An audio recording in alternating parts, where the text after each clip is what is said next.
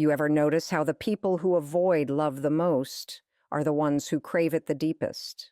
Yeah, let's talk about that. If you're someone who pulls away the second someone gets too close, if your heart races not with excitement but with fear when someone starts to really see you, then listen up. Because I see you. I get you. Avoidants don't avoid because they don't care. They avoid because they care too much, and it terrifies them. You grew up learning that closeness meant chaos, that vulnerability got punished, that love was conditional or complicated or just plain painful. And now your nervous system flinches at anything that smells like intimacy. You tell yourself you're better off alone. You build walls so high nobody can scale them. And still, there's that one person. Yeah, you know who I'm talking about. The one you think about when you lie awake at night. The one who gets under your skin, past all your defenses, who sees through the act.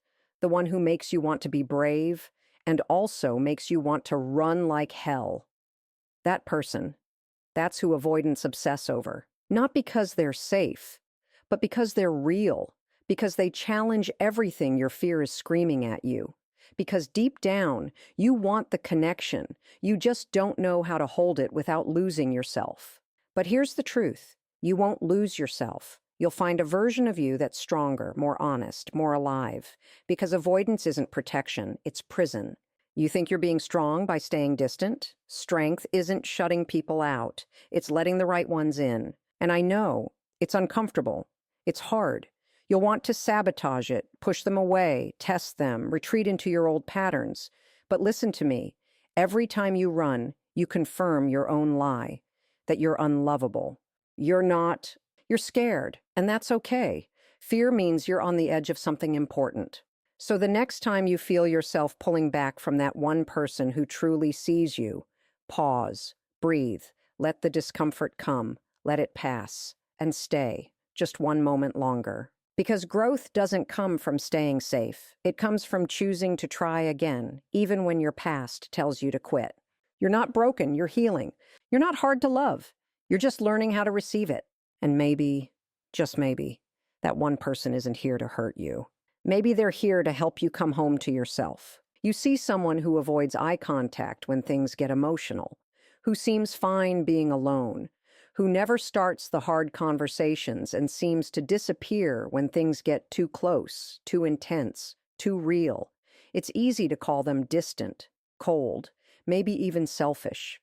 But what if I told you they're not any of those things? What if I told you that person is actually carrying a weight so deep they've learned to hide it behind silence? Avoidants aren't cold, they're deeply protective. Protective of themselves, of their hearts, of the part of them that once hoped too hard and hurt too deeply. You have to understand something about avoidant behavior.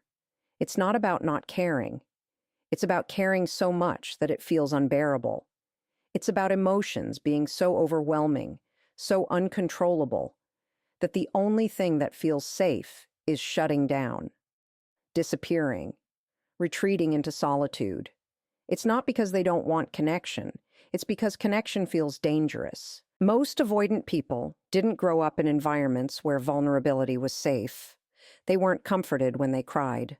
They weren't heard when they spoke. Or maybe worse, they were punished for needing too much. So they learned early on that to be safe, they had to be independent, self-reliant, unattached, not because they didn't need others, but because needing others became too painful. So they built armor, thick, impenetrable armor. And the tricky thing is, it works for a while. They become the strong one, the one who never needs help, the one who walks away first so they don't get left behind. But the price of that armor is connection, real, soul-level connection. And underneath all that strength is a heart that aches for what it doesn't know how to receive. Let me make this crystal clear. Avoidants are not heartless. In fact, many of them have the biggest hearts you'll ever encounter.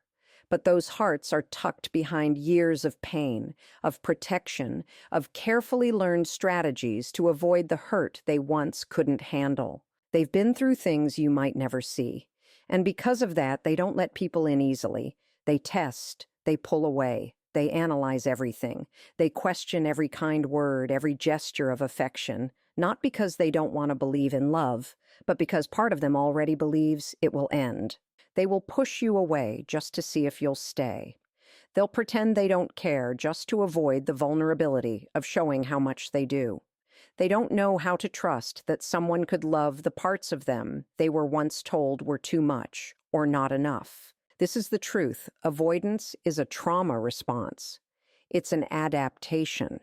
It's a shield someone picked up to survive relationships that didn't feel safe.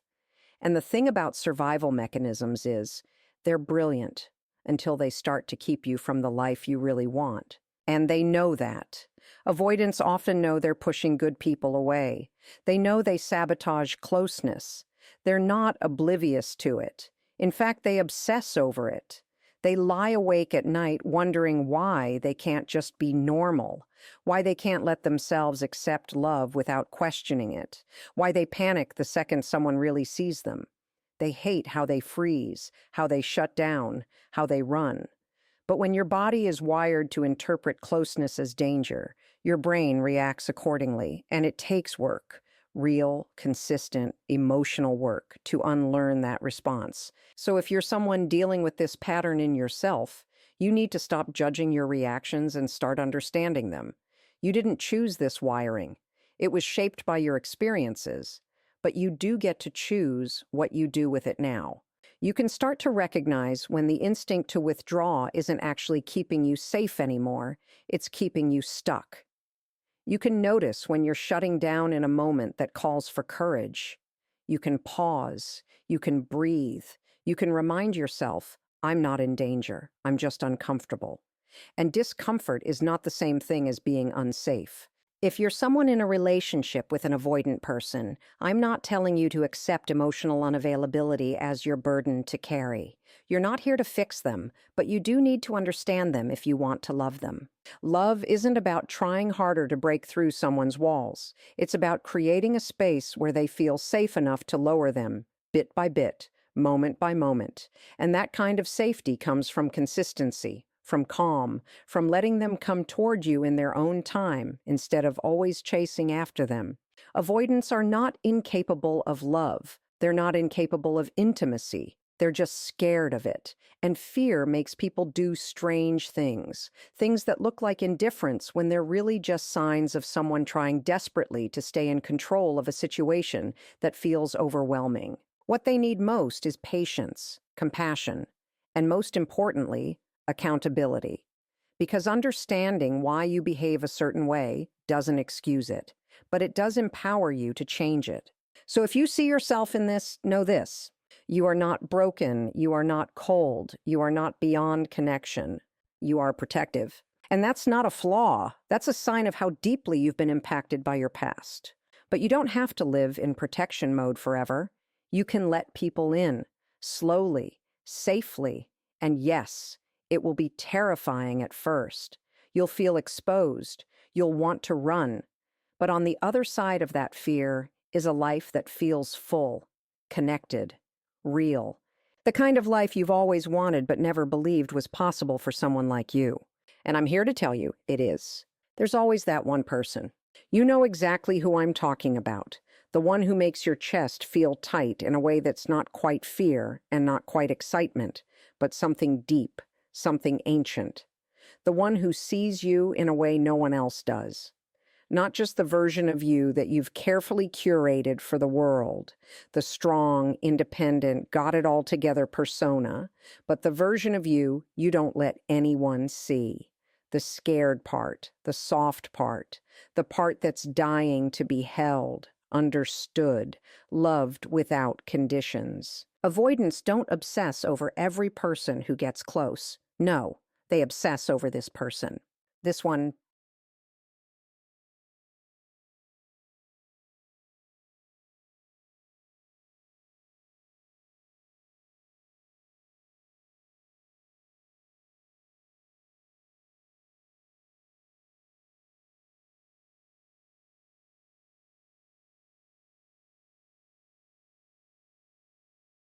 Because this person, somehow, they get in.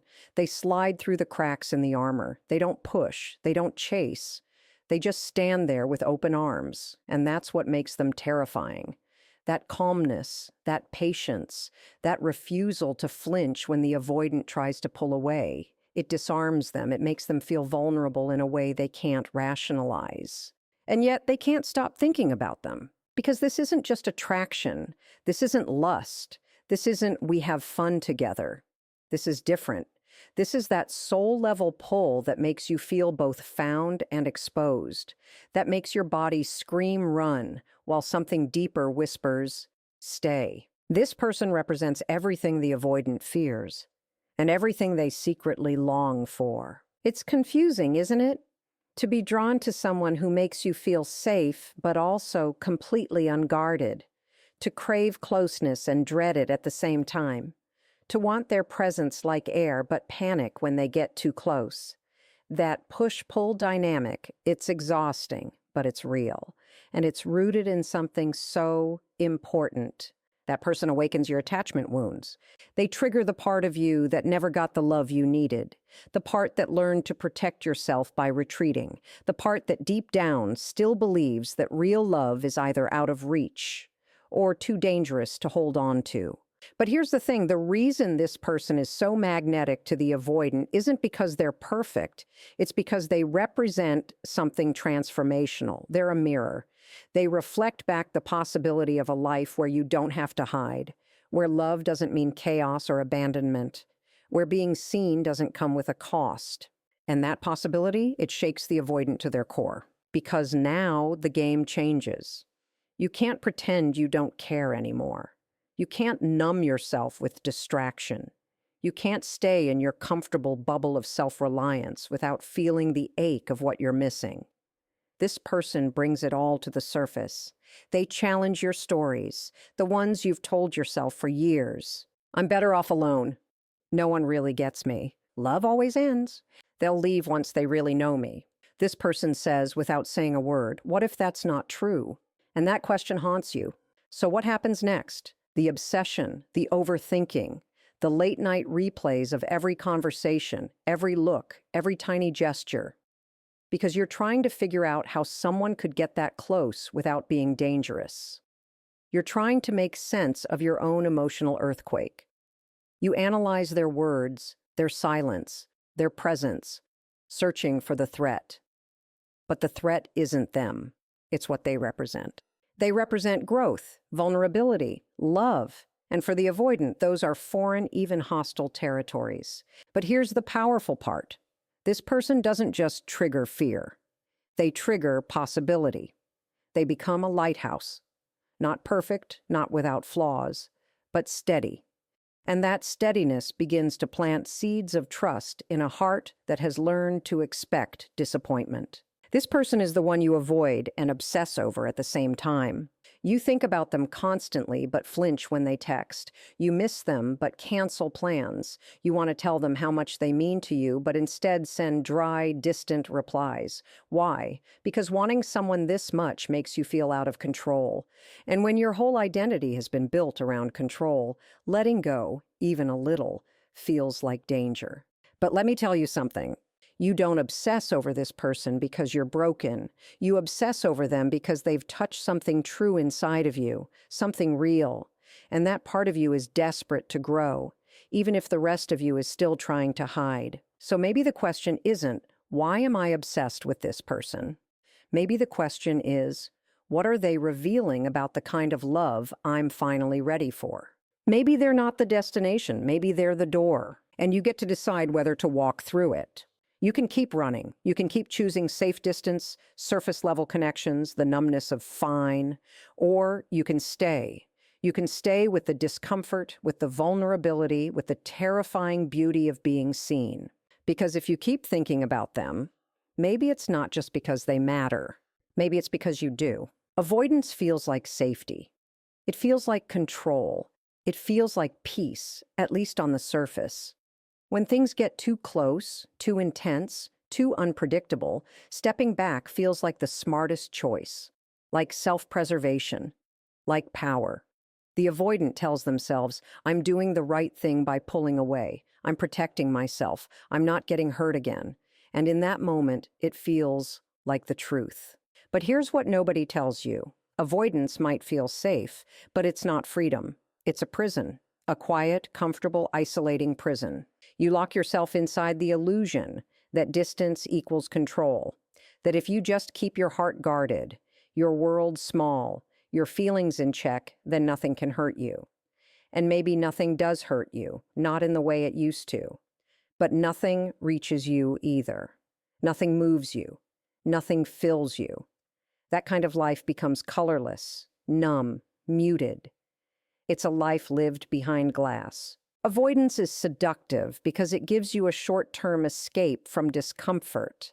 It quiets the panic, the vulnerability, the uncertainty that comes with being close to another human being. It gives you a moment to breathe, to feel in control again. But what starts as a temporary retreat quickly becomes a habit, a way of life, a default setting.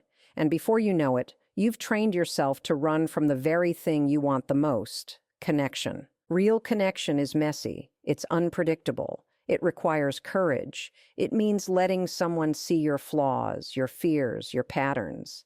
And when you've built your identity around being independent, strong, unshakable, that kind of exposure feels unbearable. So you pull away, you detach, you ghost, you overthink, you blame timing, circumstance, their behavior, anything that lets you escape the discomfort of intimacy.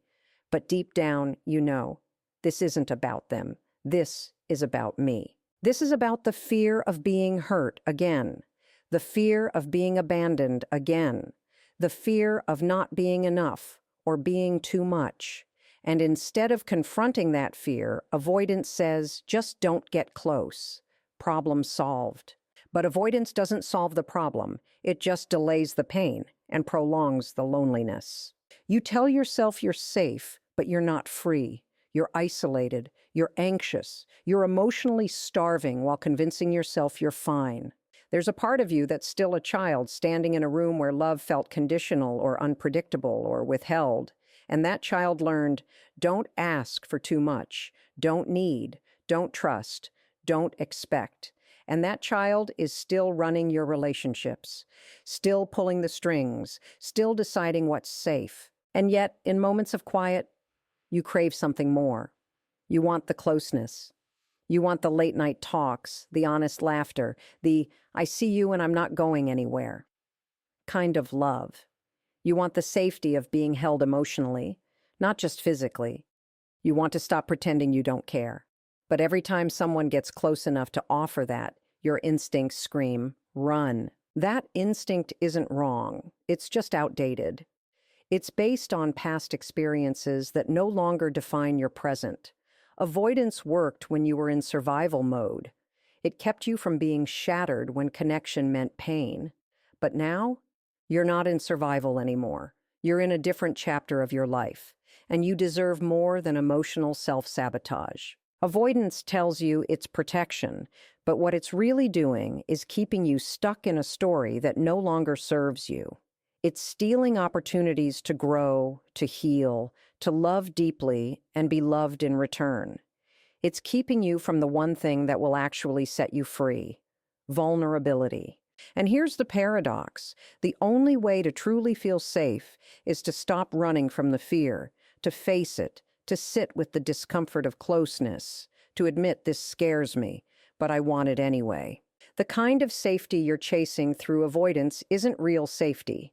Real safety comes from internal security, from knowing that no matter what happens, you can handle it. You can survive the hard conversations. You can survive being seen. You can survive love, even if it ends, because you trust yourself now. When you choose vulnerability over avoidance, you're not just risking pain. You're making space for joy, for depth, for love that isn't based on fear or performance, but on presence, on being real. But it's a process. You won't wake up one day and suddenly stop avoiding.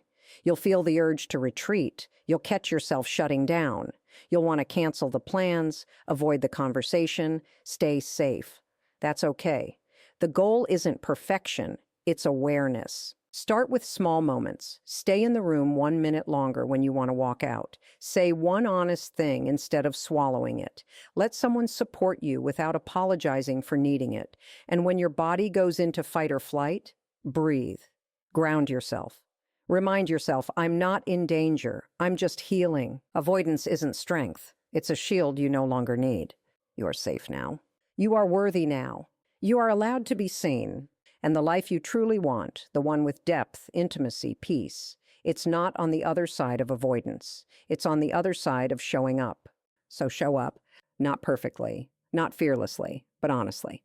That's how the prison breaks, and that's how freedom begins. Staying is hard. It's so much easier to run, to shut down, to tell yourself that it's not working, that it's not the right time, that this person isn't for you, that it's too much, too fast, too intense.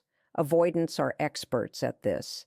They know how to disappear emotionally, even while physically staying in the room.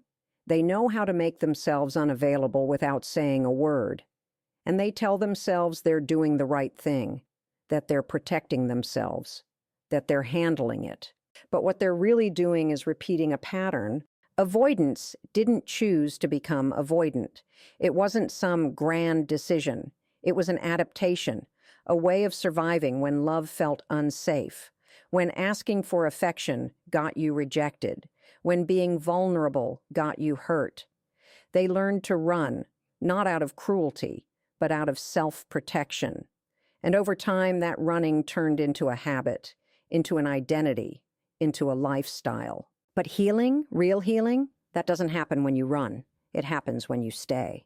Not just stay physically, stay emotionally, stay present, stay open, stay with yourself when everything inside you is screaming to shut down. That's the work. That's where the change begins. Because the truth is, you can't heal what you constantly avoid.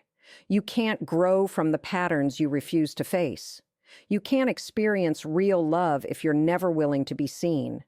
And being seen isn't about having it all together.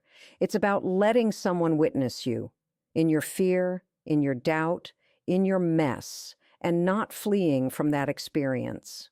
Avoidants often believe that closeness will destroy them, that letting someone in means losing themselves. But the real loss happens in the absence of connection, the slow ache of emotional starvation, the gnawing feeling that no one really knows you, not because they didn't want to, but because you never gave them the chance. So here's the invitation. Stay. When you want to pull away, stay. When the conversation feels uncomfortable, stay. When someone gets close enough to make your chest tighten, stay. When the old stories in your head start whispering they'll leave or you're too much, stay. Not because it's easy, not because you suddenly feel fearless, but because this is what healing looks like, doing the opposite of what your fear tells you. Staying doesn't mean tolerating mistreatment or emotional chaos. It doesn't mean forcing yourself into situations that are unsafe. It means resisting the urge to disappear the moment vulnerability enters the room. It means noticing when you're shutting down and choosing to breathe instead. It means making the brave choice to let love have a chance. Avoidants often obsess over people who bring out this struggle, people who feel safe and threatening at the same time. Safe because there's something about them that feels different. Threatening because their presence challenges the avoidant's entire way of operating. These people invite closeness. They don't chase. They just hold steady, and that steadiness becomes the test. Will you meet them in that stillness? Will you let yourself stay? Staying requires learning to sit in the discomfort of intimacy without running from it. It's noticing the fear and choosing connection anyway. It's allowing love to feel unfamiliar, raw, uncertain, and still choosing to be part of it. Because when you stay, something incredible happens. Your nervous system starts to recalibrate.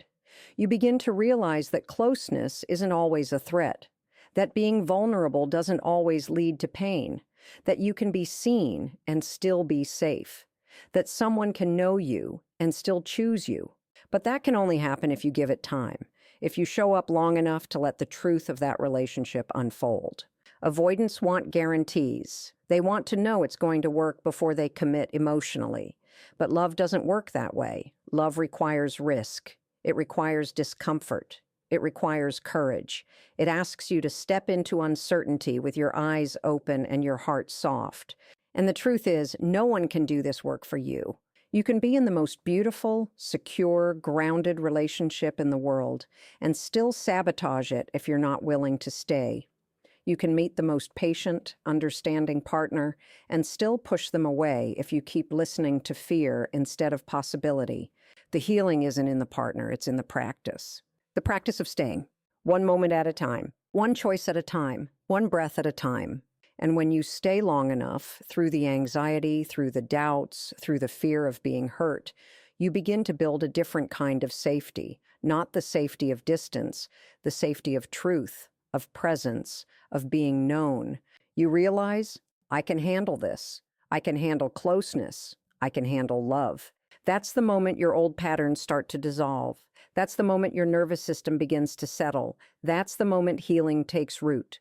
Not in the running, not in the avoidance, in the staying. So if you're caught in that loop, if you keep chasing connection and then panicking the moment it shows up, take this as your invitation.